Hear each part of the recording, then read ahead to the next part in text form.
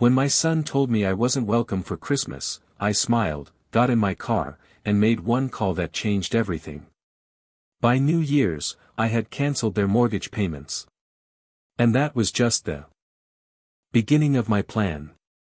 Justice must be restored and arrogance punished. You won't believe what I did next. I could make my famous turkey this year, I said, settling deeper into Ryan's leather couch. The one with the sage stuffing your mother used to love. Remember how she'd always say it was better than her grandmother's? The words hung in the warm air between us, mixing with the scent of Vanessa's expensive vanilla candles. Candles I'd paid for, like everything else in this house. Ryan shifted beside me, his wedding ring catching the light from their 12-foot Christmas tree. Something in his posture changed. Shoulders pulling inward like he was bracing for impact. Dad, unfortunately, you won't be welcome here for Christmas. The words hit me like a physical blow.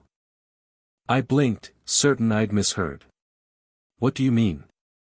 Why wouldn't I be welcome? Ryan couldn't meet my eyes. His gaze fixed on the marble coffee table. The one I'd helped him pick out last spring when Vanessa decided their old furniture wasn't sophisticated enough. Vanessa's parents are coming, and they'd prefer if you weren't here. My hands went cold. It's just easier this way, Dad. You know how her family is about traditions. They have their own way of doing things. His voice got smaller with each word, like he was shrinking inside himself. I looked around the living room.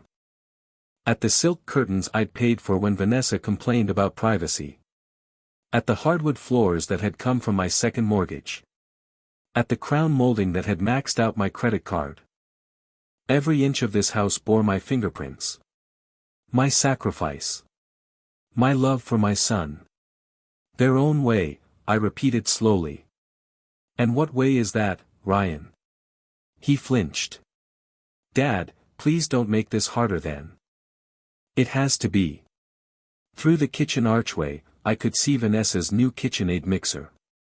The professional grade one she'd insisted she needed for her holiday baking phase that lasted exactly 3 weeks. $2,000 of my money sitting there, probably used twice since October. Where will I spend Christmas then?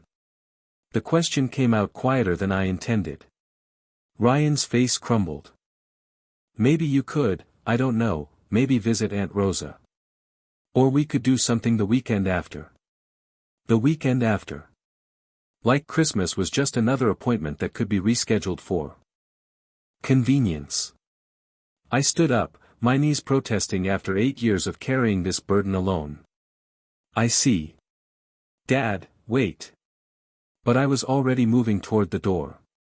Past the family photos where my face grew smaller and more distant in each frame. Past the coat closet that held Vanessa's $1,000 jackets. My hand found the doorknob. Solid and cold under my palm. Son, I said without turning around. Tell Vanessa's parents Feliz Navidad. The December air hit my face like a slap as I walked toward my truck. Behind me, I heard Ryan call my name once. Then the soft click of the door. Closing. Final. Absolute. I sat in the driver's seat for a moment, engine off, watching the Christmas lights twinkle in the windows of the house I'd never be welcome in. My phone buzzed. Probably Ryan wanting to smooth things over with empty promises and guilt. I didn't answer.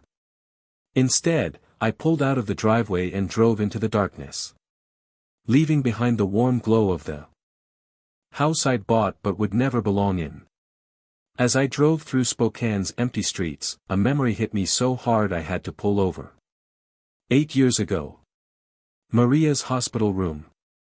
Machines beeping. Her hand in mine, so small and cold. Dennis, she'd whispered, her voice barely audible. Promise me something. Anything, mi vida. Anything. Don't let anyone treat you like you're less. Not even our son. Promise me you'll take care of yourself. I'd kissed her forehead, tasting salt from my own tears. I promise, Maria. I promise. Sitting in my truck on that cold December night, I finally understood what she'd been trying to tell me. I pulled out my phone and stared at the screen. One call. That's all it would take to keep my promise to the woman I'd loved for 32 years. My finger hovered over the number for my bank. Maria's voice echoed in my head. Take care of yourself, Dennis. Take care of yourself. And when the customer service representative answered, I said the words that would change everything. I need to cancel an automatic transfer. Effective immediately. But before I tell you what happened next, you need to understand how we got here. You need to know about the $247,000. You need to know about the 8 years of sacrifice. You need to know about the day Maria died and the promise I'd been too weak to keep. Until now. Let me tell you about the $247,000 mistake I made. It started the day Maria died.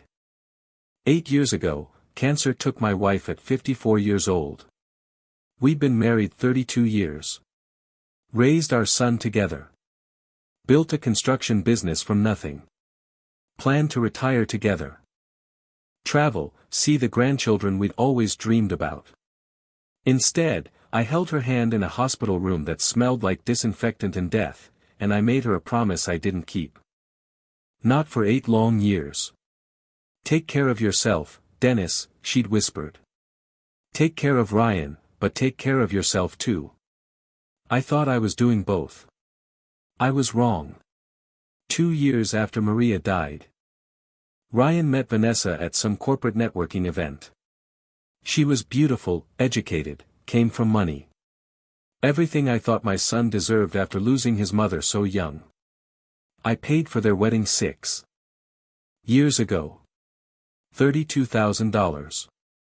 Every penny of it. Vanessa's family, the Carters, claimed they had too many expenses to contribute. Richard Carter, retired bank manager. Patricia Carter who? Summers in the Hamptons. Too many expenses.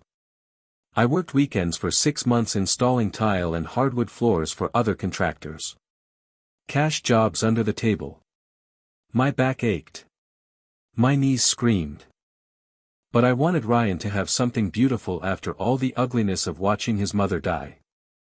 Daddy Dennis, Vanessa had said at the wedding reception, hugging me tight. You're the best. I'll never forget what you've done for us. She forgot. 5 years ago, they wanted to buy a house in Kendall Yards. The nice part of Spokane where young professionals were moving. Where houses cost $500,000 and came with granite countertops and stainless steel appliances. They couldn't afford the down payment. Not even close. So I refinanced my house. The one Maria and I had paid off after 20 years of scrimping and saving. The one she'd planted roses around every spring. The one that held every memory of our life together. I took out a home equity loan for $47,000. The loan officer, a woman about my age, had looked at me with something that might have been pity. Mr. Flores, are you sure about this? You're putting a lot at risk for someone else's investment. Someone else's investment. Not my son's future. Not my family's security. Someone else's investment. He's my son, I'd said. Family takes care of family. She'd slid the papers across her desk without another word. That's when the monthly payment started. $2,800. Every 15th of the month for 5 years. 60 months in a row. Never missed one. Never late. In the first year, I stopped buying myself new clothes. Wore the same 3 pairs of jeans until they had holes. Maria's voice in my head, telling me to take care of myself. I didn't listen. Second year, I started shopping at the discount grocery store across town. Stopped buying the good coffee Maria used to love. Started drinking the cheap stuff that tasted like burnt water. Third year, I was eating peanut butter sandwiches for lunch every day. Sometimes for dinner too. My neighbors probably thought I'd lost my mind. Widower living on peanut butter and jelly like a college kid. Fourth year, my porch light burned out. I didn't replace it. Couldn't afford the $15. $15. After 40 years of running a successful business. This year, the fifth year, everything hurt. My back from all those extra jobs. My pride from watching my son and his wife live like royalty while I counted pennies.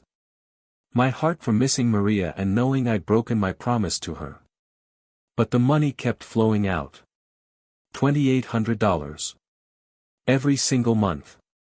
And that wasn't even all of it. When Vanessa decided she needed a kitchen renovation, I paid $18,000 for granite countertops and custom cabinets. When she wanted new furniture for hosting dinner parties I'd never be invited to, I paid $12,000. When Vanessa's shopping addiction got out of hand, I paid those too. $8,400 over 6 months. Last month, I paid $200 for their anniversary dinner at some fancy steakhouse downtown. Last week, I sat at my kitchen table with a calculator and 5 years of bank statements spread out in front of me. I added it up 3 times because I couldn't believe the number. $247,468. My retirement savings. Gone.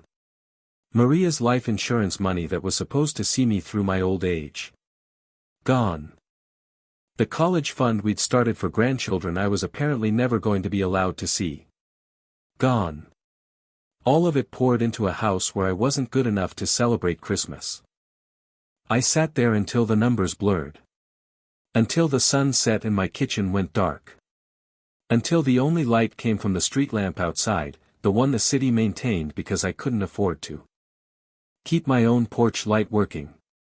That's when my phone rang. Vanessa. I almost didn't answer. Almost let it go to voicemail like I'd been doing with everything else that required energy I didn't have. But something made me pick up. Maybe Maria's ghost. Maybe God. Maybe just the part of me that was finally ready to stop being a doormat. Hello, I said. Dennis, Vanessa's voice was sugar sweet. That fake sweetness that hides something ugly underneath. I heard about the little misunderstanding with Ryan. Misunderstanding. Like being banned from Christmas dinner was just a scheduling conflict. What Vanessa said next made my decision very, very easy. I've been called a lot of things in my 62 years. Construction worker. Business owner. Widower. Father. But what my daughter-in-law called me that day, that was the line I didn't even know existed until she crossed it. Dennis, Vanessa's voice dripped with fake sweetness through the phone. I heard about the little misunderstanding with Ryan. Misunderstanding. I leaned against my kitchen counter, still wearing my coat from the drive home. I don't think there's any misunderstanding. Vanessa. You made your position quite clear. Look, I know this seems harsh, but you have to understand my parents' perspective. They're very traditional people. They expect a certain atmosphere. During the holidays. A certain atmosphere, I repeated. And what atmosphere is that? I could hear shopping bags rustling in the background. Probably spending money that should have gone to their mortgage payment. Money that was apparently my responsibility. Well, she said slowly, like she was explaining something to a child. They're not used to your kind of cooking. All that spicy Mexican food and the loud music. And frankly, Dennis, they're educated people.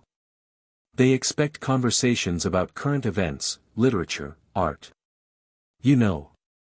The words landed like punches. Each one carefully aimed. My kind of cooking, I said. My voice stayed level. Controlled. You mean the food you ate every Sunday for 3 years when money was tight? The tamales you said reminded you of your grandmother? That was different. We were appreciative then. But now, with my parents coming, it's just, her voice trailed off. Just what, Vanessa? It's about expectations, Dennis. My father graduated summa cum laude from Washington State. My mother speaks 4 languages. They summer in the Hamptons. What exactly would you contribute to dinner conversation? Stories about laying tile. The heat flooding my chest was something I hadn't felt in 8 years. Not since Maria died. Not since I'd turned all my anger inward and let it eat me alive. I built a business from nothing. Vanessa. I've employed over 50 people in my lifetime. I've paid more in taxes than your father made in his best year. She laughed. Actually laughed. Money isn't everything, Dennis. Breeding matters. Education matters. And frankly, your wife understood her place better than you understand yours. The kitchen went silent. The refrigerator hummed. The clock ticked. Somewhere in the distance, a dog barked. What did you say about Maria? I'm just saying she knew how to blend in better. She didn't make waves. She understood that some spaces weren't meant for her. My hand tightened around the phone until my knuckles went white. Maria had more class in her little finger than your entire bloodline will ever possess. Oh please, Vanessa's voice turned sharp. Ugly. She was a house cleaner who got lucky. Married a contractor who made some money. At least she had the good sense to stay quiet about it. Knew her place. Didn't embarrass people at dinner. Parties talking about mops and toilets. Something inside me broke. Not broke. Transformed. Like metal in a forge, heated until it becomes something harder. Stronger. Unbreakable. Vanessa. I said. My voice so quiet it scared even me. I want you to listen very carefully. Dennis, you need to calm down and. This conversation is over. We're done pretending to be family. We're done pretending I'm going to keep funding your lifestyle while you spit on my wife's memory. You can't just. We're done, I repeated. I ended the call. Set the phone down carefully on the counter. My hands were steady. Steadier than they'd been in years. I walked to my desk in the corner and pulled out the manila folder I'd been keeping. Bank statements. Mortgage papers. 5 years of automatic transfers that had bled me dry while they lived like royalty. Time to stop the bleeding. I picked up my phone and dialed my bank. The automated system offered me options in English and Spanish. How thoughtful. How accommodating to people like me. Customer service, this is Jennifer. How can I help you today? I need to cancel an automatic transfer, I said. My voice steady as stone. Certainly, sir. I'll need your account number and some verification information. I rattled off the numbers. Watched her type in the background. Professional. Efficient. No judgment about why a 62-year-old man was canceling payments to what was probably his son's mortgage. I see the transfer you're referring to, Mr. Flores. $2,800. Monthly to Wells Fargo. How long have you been making this transfer? 5 years, I said. The words tasted bitter. 60 months. And you want to cancel it effective immediately? I looked around my kitchen. At the outdated appliances I couldn't afford to replace. At the walls that needed painting. At the window over the sink that leaked cold air because I'd spent my home improvement money on someone else's castle. Effective immediately, I confirmed. Done. The transfer has been cancelled. Is there anything else I can help you with today? No, I said. And the word felt good in my mouth. Powerful. No, that's everything. I hung up and sat in the sudden quiet of my house. Outside, December darkness was settling over Spokane. Christmas lights twinkling in windows where families gathered. Where people belonged. For the first time in 5 years, next month's budget would balance. For the first time since Maria died, I could afford to fix my porch light. Buy decent groceries. Maybe even take a vacation. I walked to my fireplace and looked at Maria's photo on the mantel. She was smiling. The photo from our 20th anniversary. Before the cancer. Before everything fell apart. I kept my promise, Maria, I said to the empty room. I'm taking care of myself now. Finally. I poured myself a glass of whiskey. The good bottle I'd been saving for a special occasion that never seemed to come. Tonight felt special enough. I raised the glass to Maria's photo. To you, mi vida. To keeping promises. To standing up. To remembering who I am. The whiskey burned going down. It tasted like freedom. My phone buzzed with a text message. Probably Ryan, wanting to apologize. Or Vanessa, needing money for something essential like new throw pillows or another kitchen gadget she'd used twice. I didn't check it. Instead, I sat in my chair and finished my whiskey slowly. Savoring every drop. Every moment of the decision I'd just made. The next morning, my phone rang at exactly 10:47. Vanessa again. I almost didn't answer. Almost let it ring through to voicemail. But curiosity got the better of me. I wanted to hear what she'd say. Wanted to know if she'd apologize. If she'd beg. If she'd finally show some human decency. I answered on the fourth ring. Dennis, her voice carried that familiar impatience. Like I was her employee who'd been slacking off. I need you to pick up my parents from Spokane Airport. Their flight from Portland arrives at 2 o'clock. The audacity was breathtaking. Less than 24 hours after calling my dead wife a house cleaner who got lucky, she expected me to play chauffeur for her family. What airline? I asked quietly. Alaska Air. Flight 447. They'll be at baggage claim, Carousel 3. And Dennis, they're expecting someone who can handle their luggage properly. Don't embarrass us. Don't embarrass us. Like I was the one who should be embarrassed. Of course, I said. I'll take care of everything. Good, she said. And wear something decent. Maybe that blue shirt you wore to Ryan's graduation. They noticed things like that. The line went dead. She hadn't even said thank you. Carousel 3. Plenty of time. I poured myself another cup of coffee, added an extra spoonful of sugar, and opened yesterday's newspaper to the crossword puzzle I hadn't finished. 7 across. Delayed gratification. 12 letters. I smiled. The answer would come to me eventually. Vanessa wanted me to be her parents' chauffeur. I decided to teach them all about delayed gratification.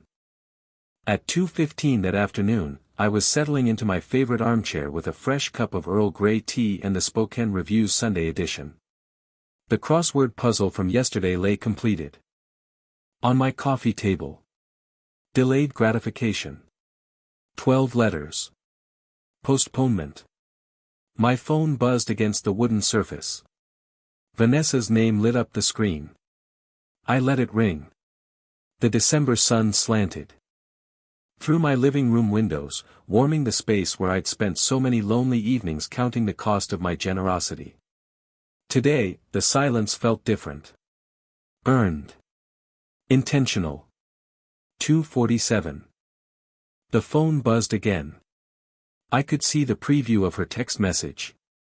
Dad, where are you? My parents are. I turned the phone face down and returned to the sports section. The Seahawks had lost. Again.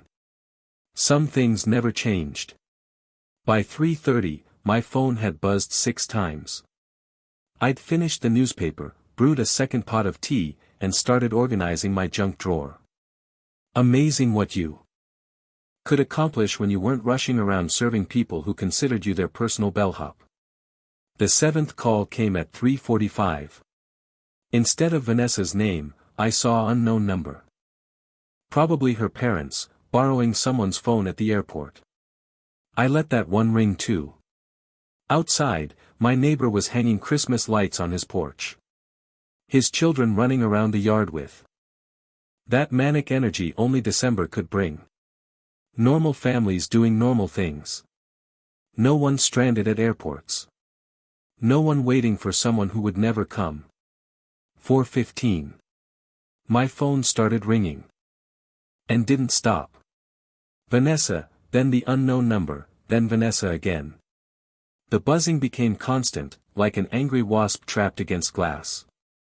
I walked to my kitchen and made myself a grilled cheese sandwich. Heated up a can of tomato soup. Comfort food I hadn't allowed myself in months because every grocery dollar had gone toward making ends meet while subsidizing their lifestyle. The cheese melted perfectly golden. The soup steamed in my favorite mug. Somewhere across town, 3 people were probably standing in an airport parking lot, arguing about taxi fares. Wondering how their personal servant had the audacity to strand them. The thought made my soup taste even better. By 5 o'clock, I'd eaten dinner, loaded my dishwasher, and was considering what movie to watch. It had been years since I'd had an entire evening to myself without worrying about emergency calls for money or last-minute demands for favors. I was reaching for the TV remote when someone started pounding on my front door. Not knocking. Pounding. The kind of aggressive hammering that rattled the frame and announced pure fury. I set down my tea and walked slowly toward the sound. Through the peephole, I could see 3 figures crowded on my small porch like wolves circling prey. I opened the door to find Richard Carter's red face inches from mine. "What the hell is wrong with you?" he shouted, pushing past me into my living room without invitation. We waited at that goddamn airport for over 3 hours. Patricia followed him, her usually perfect hair disheveled, her makeup smeared from the cold. "This is completely unacceptable behavior, Dennis. Absolutely barbaric." Vanessa brought up the rear, her designer coat wrinkled. "You humiliated us. Do you have any idea what you've done? My parents had to take a $40 taxi because you decided to throw some kind of tantrum. Get out of my house." My voice cut through their chorus of rage. Like a knife through silk. They stopped mid-rant, shocked by the steel in my tone. "Excuse me?" Richard's face went from red to purple. "You don't get to make demands here, buddy. Not after what you pulled today." "This is my house," I said quietly, not moving from my position by the door. "And I want you out. Now." Patricia stepped forward, her voice dripping with condescension. "Dennis. You clearly don't understand the magnitude of your mistake. My husband has connections throughout this city. Business connections. Social connections. You can't treat people like us this way and expect." "This was a lesson," I interrupted, meeting her gaze steadily. "A lesson about your excessive arrogance and your poor treatment of people you consider beneath you." Vanessa's mouth fell open. "A lesson? Who do you think you are to teach anyone anything? You're nobody. I'm someone who finally stopped being your personal bank account and taxi service," I said. Stepped aside and held the door open wider. "The lesson is over. You can leave." Richard jabbed a finger toward my chest but didn't quite dare touch me. "You have no idea who you're messing with, old man. I've been in this town longer than you've been breathing its air. I know people. Important people. People who can make your life very, very difficult. Is that a threat, Mr. Carter? It's a promise. His voice dropped to a menacing whisper. You think abandoning elderly people at an airport is just something you can do without consequences? You're about to learn exactly how wrong you are. Patricia nodded, her smile sharp as glass. Indeed. Actions have consequences, Dennis. And yours will be quite public. Vanessa grabbed her father's arm. Daddy, let's just go. This pathetic old man isn't worth our time. They filed out of my house like a defeated army. But Richard turned back at the threshold. You'll regret this, he said. I guarantee it. I closed the door behind them and turned the deadbolt with a satisfying click. Through the window, I watched them pile into their rental car, still arguing among themselves as they drove away into the December darkness. The house felt cleaner with them gone. Like their presence had left a stain that was only now lifting. But their parting words echoed in the sudden quiet. Public. Consequences. Important people. Connections. I walked back to my living room and picked up my tea, still warm in its mug. 3 days later, I woke up to find my face on page 3 of the Spokane Review. The headline read, Spokane businessman abandons elderly couple at airport during holiday storm. They'd declared war. And Richard Carter was smarter than I'd given him credit for. But if they wanted to play chess, I'd show them what a real strategist looked like. They used the newspaper to destroy my reputation. So I decided to use the truth to destroy theirs. 3 days after the airport incident, I was enjoying my morning coffee and scanning the Spokane Review when I saw my own face staring back at me from page 3. The headline hit me like a fist to the gut.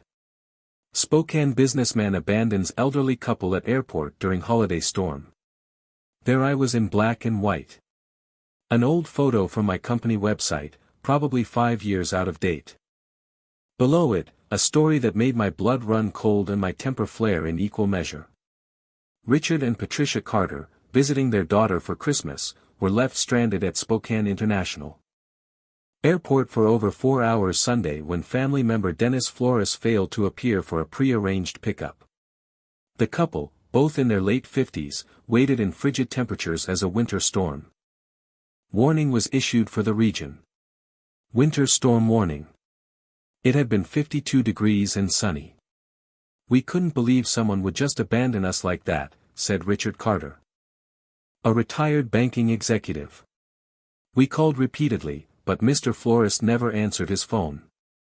We were forced to take an expensive taxi in dangerous weather conditions. At our age, this kind of treatment is not just inconsiderate. It's dangerous. The article continued with quotes about my pattern of erratic behavior and concerns about my mental state. Richard had painted himself and Patricia as helpless victims of a cruel old man who'd suddenly snapped without provocation. No mention of the Christmas dinner rejection. No context about Vanessa's demands or their years of financial exploitation. Just me, the villain who abandoned poor elderly tourists during a blizzard that existed only in Richard's imagination. I sat down my coffee and read the article again. Slowly. Then a third time. The byline belonged to Patricia Morrison, lifestyle editor. For the first time since this whole mess started, I felt something that might have been concern. But it was overwhelmed by something much stronger. Anticipation. Richard hadn't just thrown a tantrum. He'd called in favors. Used his banking connections to get this story placed exactly where it would do maximum damage to my reputation in this small city. Smart. Very smart. They'd declared war. Total war. I pulled out my laptop and began typing names into search engines. Richard Carter. Patricia Carter. Vanessa Carter Flores. Their social media profiles. Their connections. Their habits. Their weaknesses. Everything they'd foolishly made public over the years. Richard's LinkedIn. Showed exactly what I expected. 40 years in banking. Member of every business association in Spokane. Connections to city council members, newspaper editors, country club presidents. Patricia's Instagram was a catalog of privilege. Charity luncheons where she smiled with other wealthy women. Wine tastings in Napa Valley. Vacation photos from Hawaii tagged Blessed Life. Every post carefully curated to project success and sophistication. All built on other people's money. Including mine. But it was Vanessa's Facebook timeline that gave me everything I needed. Posts about our beautiful home with photos of the kitchen I'd paid for. Check-ins at expensive restaurants during the months when I'd covered their utility bills. A status update from last week. That made me smile. So excited for Christmas dinner with family. Can't wait to show off our hosting skills. Our hosting skills. Our home. Our success. The narcissism was breathtaking. But it was also useful. I clicked through Ryan's LinkedIn profile. His recent activity showed a new connection. Patricia Morrison. Lifestyle editor at the Spokane Review. The same Patricia Morrison. Who'd written the hatchet job about me. I leaned back in my chair. These people had made 3 critical mistakes. First, they'd underestimated me completely. Second, they'd gone public with their attack, which meant I could go public with my response. Third, they'd documented their entire privileged lifestyle online, creating a perfect catalog of hypocrisy. I opened a new document and began creating a timeline. 5 years of financial support, documented with bank statements, receipts, and canceled checks. The down payment for their house. $47,000 for my home. Equity loan. The kitchen renovation when Vanessa decided granite countertops were essential. $18,000 from my credit card. 60 monthly mortgage payments of $2,800 each. $168,000. $250,000. More money than I'd spent on myself in the last decade. I organized everything in a manila folder thick. Enough to choke a horse. Bank statements. Receipts. Photos downloaded from their social media showing off purchases I'd funded. A printed copy of the newspaper article with my handwritten notes in the margins. Lie, I wrote next to Richard's quotes about dangerous weather. False, beside the claim about my erratic behavior. Missing context, highlighted where they'd failed to mention 5 years of financial support. I looked at my wall calendar. December 24th was circled in red. Not because it was Christmas Eve, but because it was the perfect day for justice. According to Vanessa's Facebook events, they were hosting Christmas dinner for 12 people. Family, friends, neighbors. Members of their social circle. The kind of people who read the Spokane Review and formed opinions based on what they saw there. The kind of people who deserved to know the truth. I walked to my closet and pulled out my best suit. The navy blue one Maria had bought me. For our 30th anniversary. Pressed and ready. Tomorrow was Christmas Eve. Tomorrow, Richard Carter and his family were going to learn what happened when you declared war on someone who actually knew how to fight. I made 12 copies of my evidence packet. One for each dinner guest. The newspaper article went on top of each stack, my red pen notes visible in the margins. If they wanted to make this public, I'd give them public they'd never forget. I set my alarm for 6 o'clock. Early enough to arrive during dinner. Late enough that everyone would be seated for the main course. No easy escape for anyone. That night, I slept better than I had in 5 years. Tomorrow, the truth would finally come out. And the truth, as they say, will set you free. I crashed their Christmas dinner with 12 copies of the truth. What happened next, they'll never forget. Christmas Eve arrived gray and cold. The kind of Spokane winter day that made you grateful for warm houses and family gatherings. Too bad I wouldn't be welcome at either. But I had other plans. At 6:30, I loaded my briefcase with the evidence packets and drove to Kendall Yards. Their house glowed with warm light. Cars filling the driveway and lining the street. Through the front windows, I could see figures moving around the dining room. Vanessa playing hostess in the home my money had helped them buy. I parked across the street and checked my watch. 6:45. Perfect timing. Late enough that everyone would be seated for dinner. Early enough that they'd still be on the main course. No easy escape for anyone. The front door was unlocked. Of course it was. Vanessa loved to show off how safe their neighborhood was. How they didn't need to worry about security like people in rougher areas did. I let myself in quietly. The warm air hitting my face along with the sounds of laughter and conversation from the dining room. Patricia's voice carried through the archway. But darling, that's not how we do things in our family. More laughter. Our family. After everything they'd done to exclude me from it. I walked into the dining room carrying my briefcase. 12 faces turned toward me with expressions ranging from surprise to horror. Vanessa froze with her wine glass halfway to her lips. Ryan's face went pale. Richard and Patricia looked like they'd seen a ghost. "Good evening, everyone," I said calmly, setting my briefcase on their marble sideboard. "I hope you don't mind me joining your Christmas celebration." Vanessa found her voice first. "Dennis, this is completely inappropriate. You need to leave immediately." "Actually," I said, opening my briefcase and pulling out the first stack of papers. "I think your guests deserve to know who really paid for this dinner. This house. And this lifestyle you've been showing off."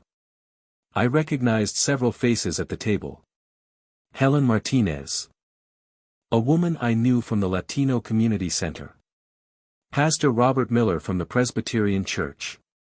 Diane Wu, their next-door neighbor who'd watched me bring groceries to this house for years.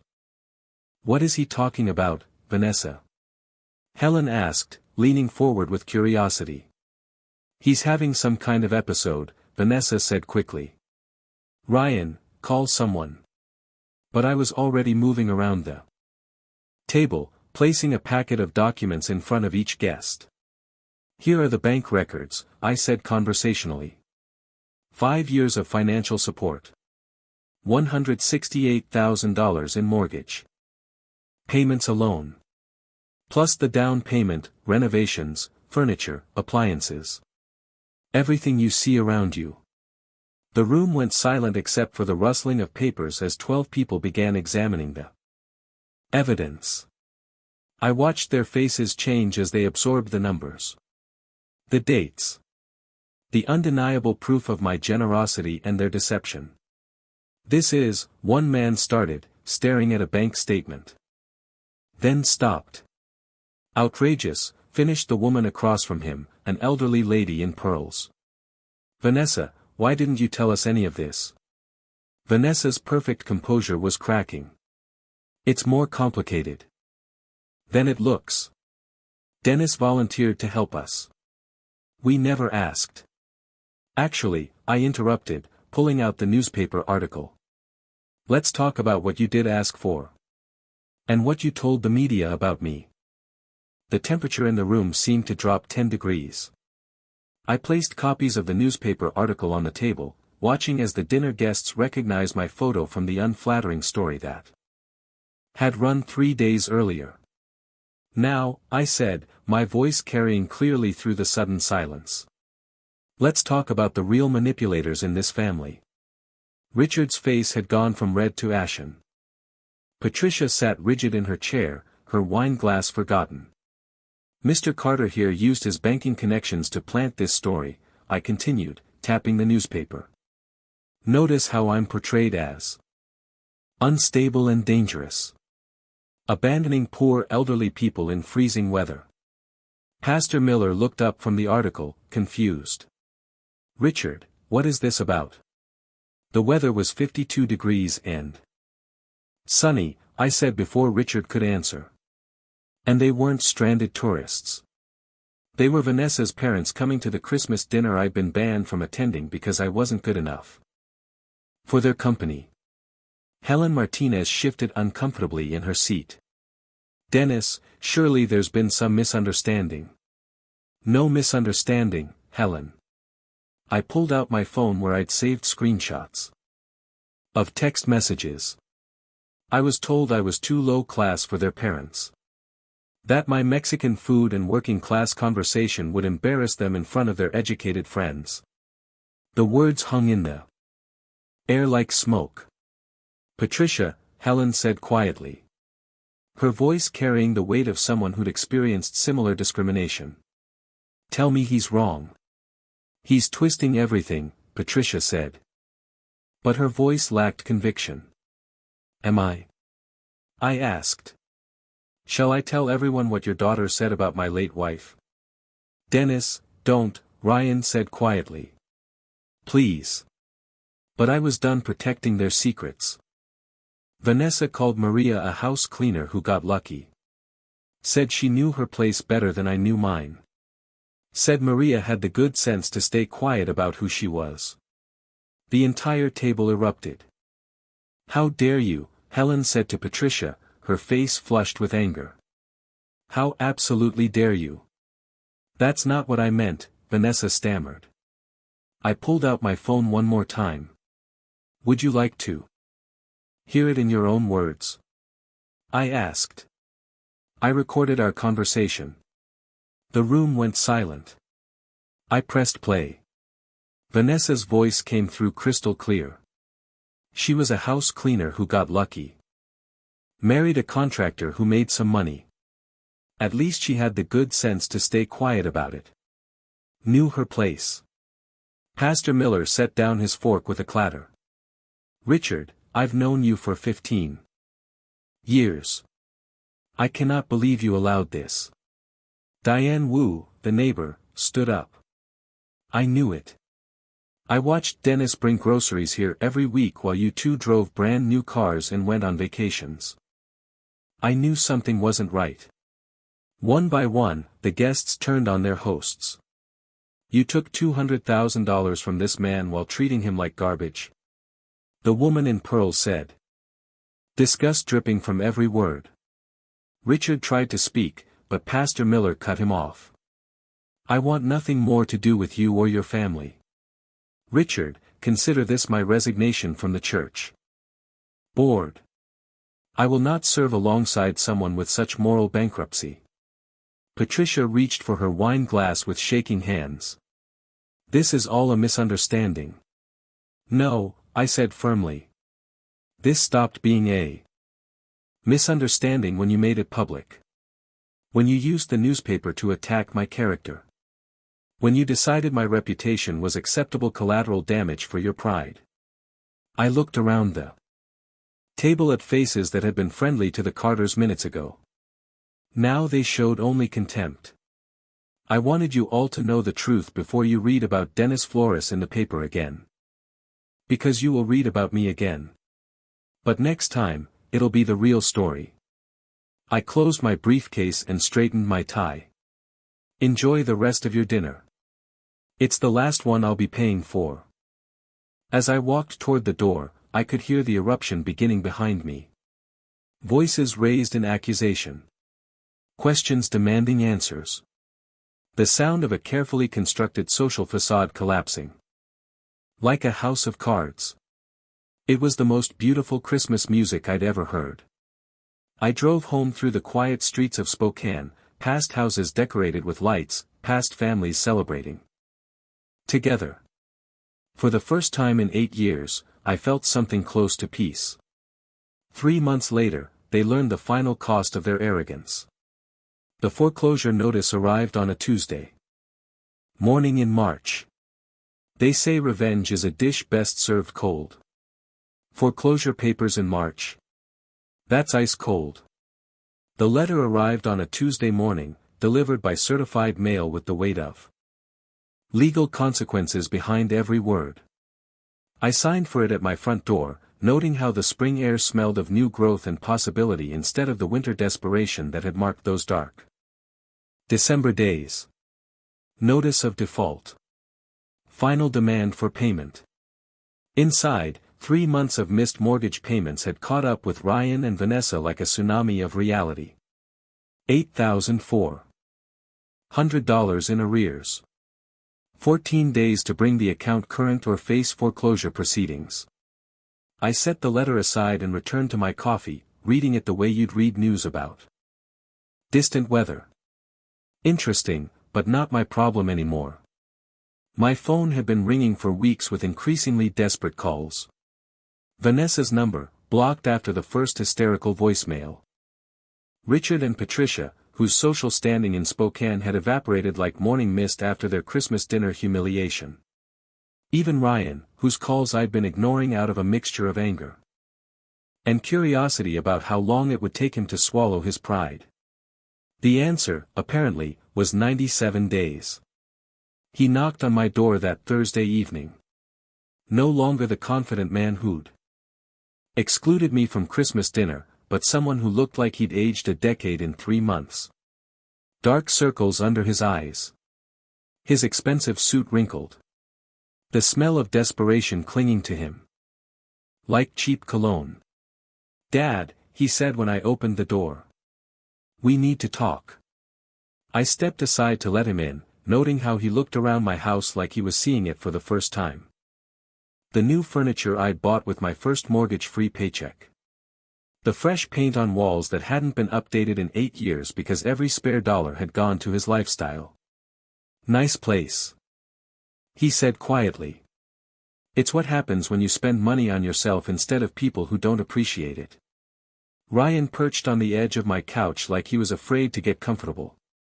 "Dad, I need you to know how sorry I am. About everything. Christmas dinner, the newspaper article, the way Vanessa, the way we treated you." "Go on." "I didn't know about Richard planting that story. I swear I didn't. When I found out, he ran his hands through his hair. Jesus, Dad. The things they said about you behind your back. About our family. About Mom's memory." My jaw tightened at the mention of Maria. "And what exactly did they say about your mother?" Ryan couldn't meet my eyes. "That she knew her place better than you knew yours. That she understood boundaries." His voice broke. "I should have defended you. I should have stood up to them years ago." "Yes," I said simply. "You should have." We sat in silence for a long moment. Outside, I could hear my neighbor mowing his lawn. The normal sounds of a normal Thursday evening. "The house is in foreclosure," Ryan said finally. "I know. We can't make the payments without," he stopped, seeming to realize how that sounded. "Without my help," I finished. "Without the money I was sending every month while you let your wife's family treat me like garbage. I know how it looks." I leaned forward. "Do you know how much money I sent you over 5 years?" He nodded miserably. Vanessa calculated it after Christmas. "Over $200,000. $237,468. I corrected. "I know the exact amount because I finally did something I should have done years ago. I added it up." His face crumpled. "Dad, I'm so sorry. I don't know how to fix this." "You can't fix it, son. That money is gone. But more importantly, those years are gone. 5 years when I could have been building a relationship with you instead of funding your wife's fantasy life. But maybe we could start over. Maybe there's a way to." The hope in his voice was desperate. "Are you asking me to resume the mortgage payments?" The hope died in his eyes. "We're going to lose everything, Dad. The house. Vanessa's respect for me. Her parents' approval. I don't know what I'll do. You'll figure it out, I said, not unkindly. The same way I figured out how to live without a son who respected me. The same way I learned to spend Christmas alone while you celebrated with people who thought I was beneath them. Ryan started crying then. Quietly. Like a man who'd run out of other options. I lost you, didn't I? I chose them over you, and now I've lost you forever. I watched him for a long moment. This man I'd raised and loved and sacrificed for. Ryan, I said finally. You didn't lose me. You gave me away. There's a difference. Is there any chance, any way you could forgive me? I forgave you months ago, I said, and meant it. But forgiveness doesn't mean going back to the way things were. It doesn't mean pretending this didn't happen or that I'm going to resume paying for a lifestyle that came with the condition that I be grateful for scraps of your attention. Then what does it mean? I stood up and walked to my mantel where Maria's photo sat next to a new picture. Me with Rosa and her family at Easter dinner. The first holiday I'd spent with people who actually wanted me there. It means if you want a relationship with me, you'll have to build it from scratch. It means showing me respect instead of demanding I earn it. It means making choices based on what's right, not what's convenient. I turned back to him. And it means the next time someone, your wife, her parents, anyone, tries to exclude me from family gatherings, you'll remember who actually acts like family. Ryan nodded slowly, understanding perhaps for the first time that respect wasn't something you could take for granted. The house? He asked quietly. Isn't my problem anymore. You're a grown man, Ryan. Figure it out. Get a job that pays enough to cover your bills. Sell the house and buy something you can afford. Stop living beyond your means and expecting other people to subsidize your choices. After he left, I poured myself a glass of the good whiskey and stepped onto my back porch. Spring was coming to Spokane. The trees beginning to bud. The air warming with promise. In 4 months, I'd be 63. Maria had been gone for 8 years. I'd wasted 5 of those years being a doormat for people who didn't appreciate sacrifice. I wasn't planning to waste any more. My phone buzzed with a text from Rosa. Dinner Sunday. The kids want to show you their school projects. I smiled and typed back. Wouldn't miss it. Real family. It turned out, was something you found with people who actually wanted you there. Everything else was just expensive theater. And I was done buying tickets to shows where I wasn't welcome on stage. I'm 62 years old. Maria's been gone 8 years. I wasted 5 of those years being someone's ATM, but I've got plenty of years left. Good years. Years where I wake up and drink good coffee. Years where I spend holidays with people who want me there. Maria used to say, it's never too late to start over, mi amor. She was right. This Easter, I had tamales with Rosa's family. 12 people around the table. Laughing. Singing. Nobody checking their watch wanting me to leave. That's what family is supposed to feel like. You can't buy love. You can't buy respect. And you sure as hell can't buy family. But you can choose your family. And I choose people who choose me back. Dennis's story teaches us something powerful that every person over 60 needs to hear. Respect isn't something you buy with money or sacrifice. It's something you earn through boundaries and self-worth. For 8 years after Maria died, Dennis gave everything. His time. His money. His dignity. He built his son a life while his own fell apart. And what did he get in return? A Christmas dinner rejection and insults about his dead wife's memory. But here's what makes this story different. Dennis didn't just get angry. He got strategic. He took back his power.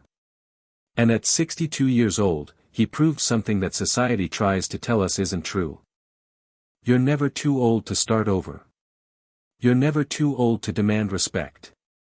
And you're never too old to choose yourself first. The lesson isn't about revenge. It's about dignity. It's about knowing your worth. It's about understanding that real family, the kind that matters, is built on respect, not obligation. Now I want to hear from you. Have you ever had to set boundaries with family? Have you ever walked away from people who took you for granted? Drop a comment below and share your story. This community thrives on wisdom from people who've lived long enough to know what really matters. If this story moved you, hit that like button right now. Subscribe to John's Revenge Stories and ring that notification bell so you never miss another tale of justice served. And if you know someone who needs to hear that they matter, that their dignity is worth fighting for, share this video with them today. Remember, you're not a burden. You're not too old. And you're not powerless. You're someone who deserves respect. And it's never, ever too late to start demanding it. Thanks for being part of this community. I'll see you in the next story.